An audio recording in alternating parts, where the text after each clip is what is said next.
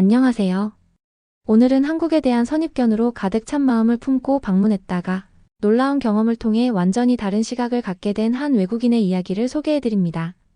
미국의 실리콘밸리 기업 수석 디자이너인 엠마가 한국을 방문하며 겪은 충격적인 사건과 감동적인 변화의 순간들. 한국의 놀라운 의료 시스템과 따뜻한 인간미가 어떻게 그녀의 마음을 완전히 뒤바꿔 놓았는지 그 여정을 함께 따라가 보실까요? 안녕하세요. 저는 미국 실리콘밸리에서 근무하는 수석 디자이너 엠마 윌슨입니다. 32살의 나이에 글로벌 테크 기업 지마이너스텍의 핵심 디자인팀을 이끌고 있죠. 블론드 머리에 푸른 눈을 가진 전형적인 미국인 외모의 키는 180cm로 주변 사람들이 쉽게 알아볼 수 있는 편이랍니다. 제가 한국에 오게 된 건 우연이었어요. 회사의 아시아 지사 설립 프로젝트를 맡게 되면서 동북아시아 시장 조사차 방문하게 된 겁니다. 솔직히 말하자면 처음엔 그다지 내키지 않았어요. 한국에 대해 아는 것이라곤 북한과의 긴장 관계와 케이팝 정도였으니까요. 미국에서는 아시아 국가들에 대한 인식이 그리 좋지 못해요. 특히 중국은 저품질 제품을 만들어내는 나라, 일본은 기술은 좋지만 폐쇄적인 사회, 한국은. 글쎄요, 대부분의 미국인들은 한국에 대해 깊이 생각해 본 적도 없을 겁니다. 그저 북한과 전쟁 중인 가난한 나라 정도로만 알고 있죠. 저 역시 그랬습니다. 비행기를 타기 전 동료들은 조심해, 밤에 혼자 다니지 마, 음식 조심해 같은 말들을 쏟아냈어요. 마치 제가 어떤 위험한 곳으로 떠나는 것처럼 말이죠. 그리고 저는 그 말들을 모두 진지하게 받아들였습니다. 인천공항에 도착했을 때 첫 느낌은 놀라움이었어요. 이게 개발도상국의 공항인가? 싶을 정도로 깨끗하고 현대적이었거든요. 하지만 여전히 의심은 남아 있었습니다. 공항만 이렇게 꾸며놓은 거겠지라고 생각했으니까요. 서울 시내로 향하는 공항철도는 또 다른 충격이었어요. 뉴욕이나 샌프란시스코의 지하철은 낙서와 냄새로 가득하지만 서울의 지하철은 믿을 수 없을 만큼 깨끗했습니다. 하지만 그때까지만 해도 겉모습만 그럴듯하게 꾸며놓은 거겠지라는 의심을 버리지 못했어요. 회사에서 예약해준 호텔에 체크인하고 짐을 풀던 중 갑자기 심한 복통이 찾아왔습니다. 아마도 비행기에서 먹은 기내식 때문이었을 거예요. 처음에는 참으려 했지만 점점 상태가 나빠졌어요. 결국 호텔 직원에게 가까운 병원을 물어봤죠. 외국인도 진료받을 수 있는 병원이 근처에 있을까요? 라고 불안하게 물었어요. 호텔 직원은 친절하게 웃으며 물론이죠. 바로 근처에 종합병원이 있어요. 택시를 불러드릴게요 라고 대답했습니다. 택시에 오르면서도 걱정이 가득했어요. 의사와 소통은 될까? 치료비는 얼마나? 비쌀까? 보험은 적용될까? 이런 생각들이 머릿속을 가득 채웠죠. 병원에 도착했을 때 저는 이미 상태가 꽤 나빠져 있었어요. 접수 데스크에서 여권을 제시하자 놀랍게도 영어를 유창하게 구사하는 직원이 모든 절차를 도와주었습니다. 그리고 10분도 채 되지 않아 의사 선생님을 만날 수 있었죠. 안녕하세요, 윌슨 씨. 저는 김민수 교수입니다. 어디가 불편하신가요? 김 교수님은 미국에서 연수한 경험이 있어 영어가 완벽했어요. 제 증상을 듣고 난 뒤 즉시 검사를 진행했습니다. 미국에서라면 기본 검사만 해도 몇 시간은 기다려야 하는데 여기서는 모든 것이 신속하게 진행됐어요. 급성 맹장염이 의심됩니다. 즉시 수술이 필요해요. 김 교수님의 말에 저는 겁에 질렸어요. 낯선 나라에서 수술이라니요. 아무리 병원이 깨끗하고 현대적으로 보여도 아시아 국가에서의 수술이란 생각에 두려움이 밀려왔습니다. 미국으로 돌아가서 수술받을 수는 없을까요? 제가 떨리는 목소리로 물었어요. 김 교수님은 부드럽게 미소 지으며 말했습니다. 그럴 시간이 없어요. 맹장이 터지면 더 위험해집니다. 걱정 마세요. 우리 병원은 최신 장비와 기술을 갖추고 있습니다. 선택의 여지가 없었어요. 곧 수술 준비가 시작됐고 놀랍게도 그날 밤 바로 수술이 진행됐습니다. 미국에서라면 수술 날짜를 잡는 데만 며칠이 걸렸을 텐데 말이죠. 수술은 성공적이었고 다음날 아침에 눈을 떴을 때 김 교수님이 제 상태를 확인하러 오셨어요. 그리고 더 놀라운 일은 그 뒤에 일어났습니다. 치료비는 얼마나 될까요? 퇴원 준비를 하면서 걱정스럽게 물었어요. 미국에서라면 이런 응급수술과 입원에 최소 몇만 달러는 청구됐을 테니까요. 병원 행정직원이 건넨 영수증을 보고 저는 숫자를 잘못 본 줄 알았습니다.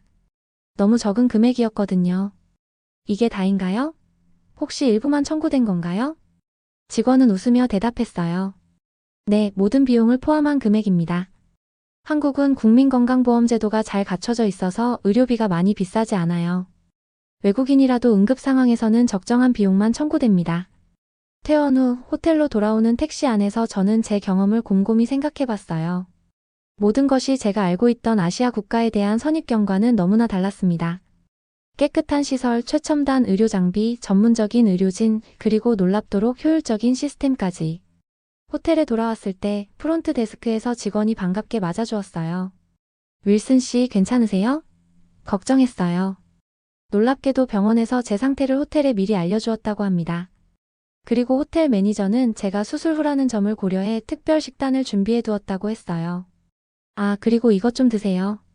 한국에서는 맹장 수술 후에 이 죽을 먹으면 회복이 빠르다고 해요. 직원이 건넨 것은 따뜻한 흰죽이었습니다.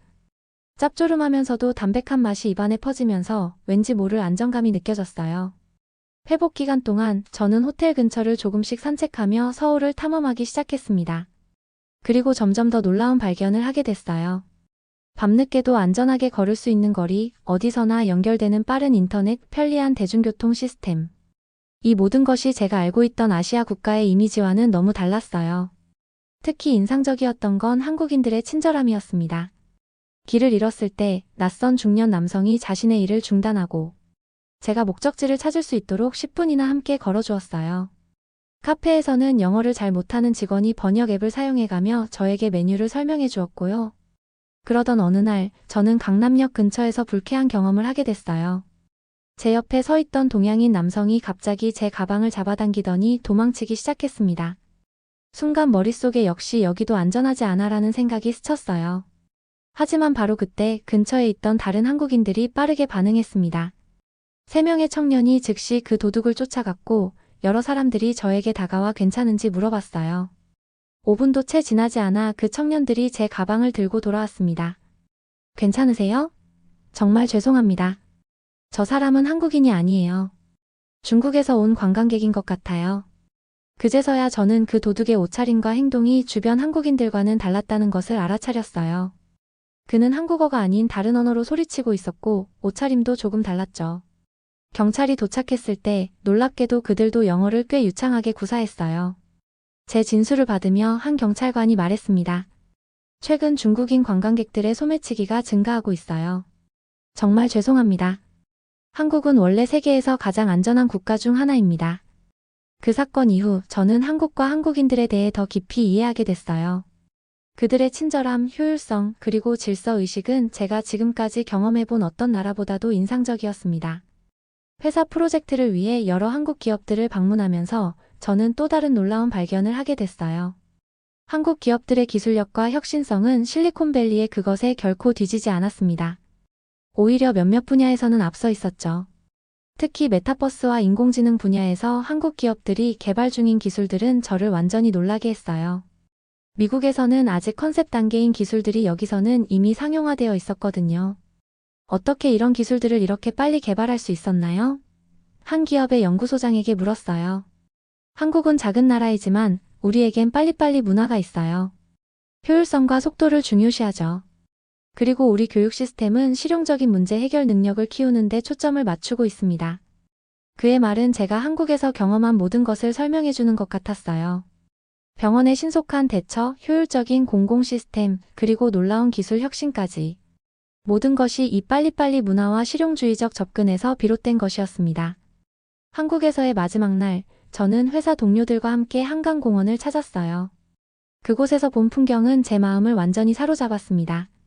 현대적인 고층 빌딩들이 강을 따라 늘어서 있고, 사람들은 자전거를 타거나 피크닉을 즐기며 여유롭게 시간을 보내고 있었어요. 깨끗한 공기, 정돈된 공간, 그리고 평화로운 분위기가 도시 한가운데에 존재하고 있었죠. 이곳이 정말 아시아의 도시 맞나요? 저는 한국인 동료에게 농담처럼 물었어요. 그는 웃으며 대답했습니다. 맞아요. 하지만 모든 아시아 도시가 같진 않아요. 한국은 특별하니까요. 그의 말에 저는 깊이 공감했어요. 한국은 정말 특별했습니다. 제가 가지고 있던 모든 선입견을 완전히 뒤집어 놓은 나라였으니까요. 미국으로 돌아가는 비행기 안에서 저는 소셜미디어에 긴 글을 올렸습니다. 한국에서의 놀라운 경험이라는 제목으로 말이죠. 제가 겪은 모든 일들, 그리고 그로 인해 바뀐 제 인식에 대해 솔직하게 공유했어요. 그 글은 놀랍게도 엄청난 반응을 얻었습니다. 많은 미국인들이 한국에 대해 저와 같은 오해를 가지고 있었고, 제 경험담을 통해 새로운 시각을 얻게 됐다는 댓글들이 쏟아졌어요. 다음에는 어디로 여행 갈 계획인가요? 라는 댓글에 저는 망설임 없이 대답했습니다. 부산이요. 한국의 아름다운 해변 도시라고 들었어요. 그리고 이번엔 맹장 수술 없이 즐길 계획입니다. 이제 저는 매년 한국을 방문하기로 마음먹었어요. 그리고 동료들에게도 한국 방문을 적극 추천하고 있습니다. 미국과 한국 두 나라는 서로에게 배울 점이 많으니까요.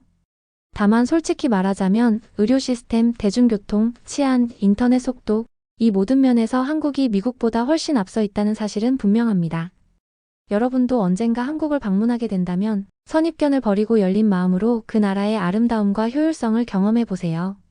저처럼 여러분도 놀라운 발견을 하게 될 테니까요. 한국 정말 놀라운 나라입니다.